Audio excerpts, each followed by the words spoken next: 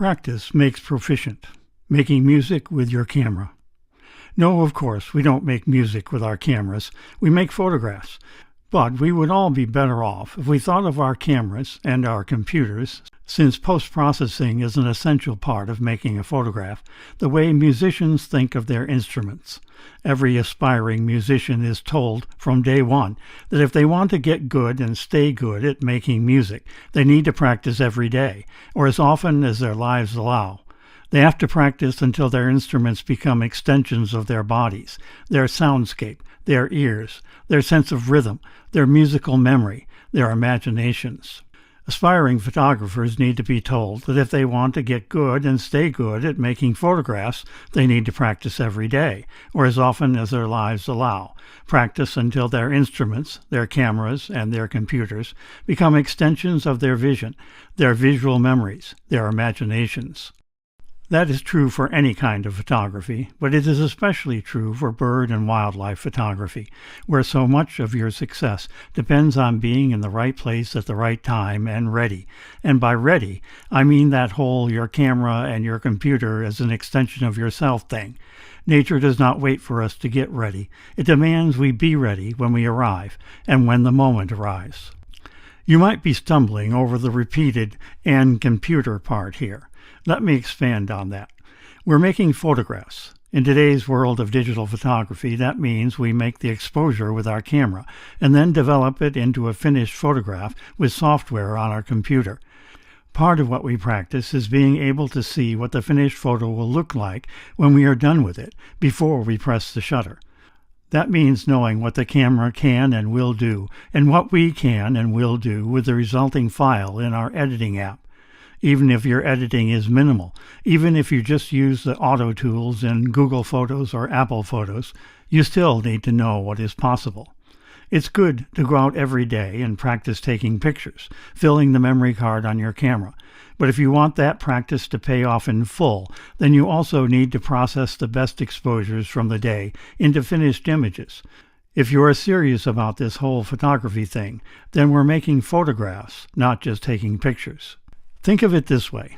Musicians' daily practice pretty much always starts with running the scales, reminding their fingers and their ears where the notes are, how they sound, and how they interact, maintaining their familiarity, their oneness with the instrument.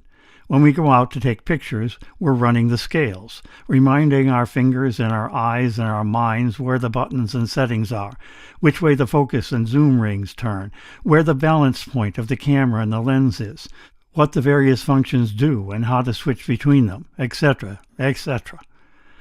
Beyond the scales, though, a musician is always learning new music and finding new nuances and personal expression in music they already know.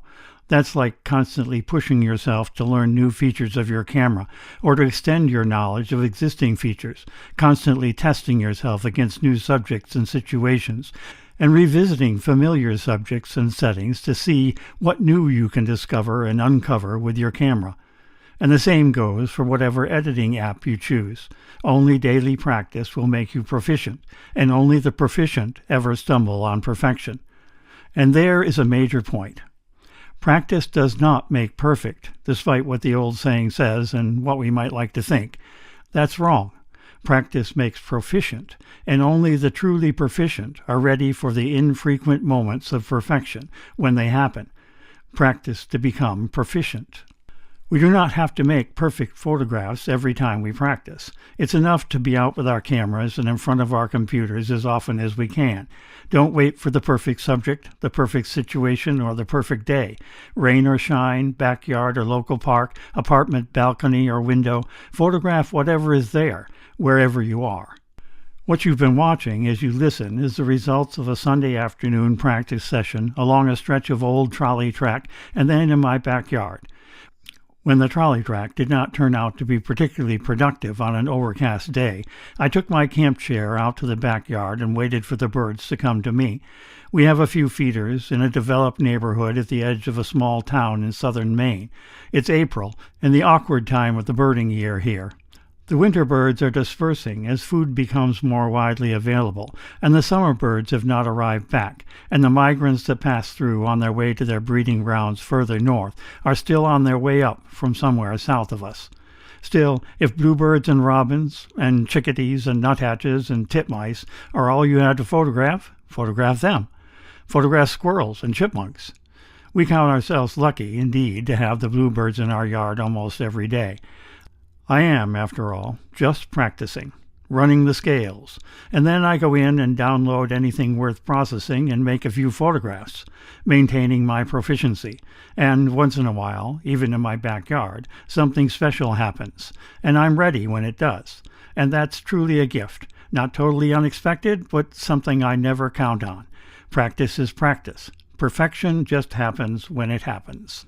But then, when I get a chance to go somewhere really special, with special birds and wildlife and landscapes, to Black Point Drive on Merritt Island National Wildlife Refuge in Florida, or to Soto y Mirador Chinchona in Costa Rica, I'm pretty confident that I'll be ready for the abundant gifts of such special occasions, such special subjects, and such perfect days.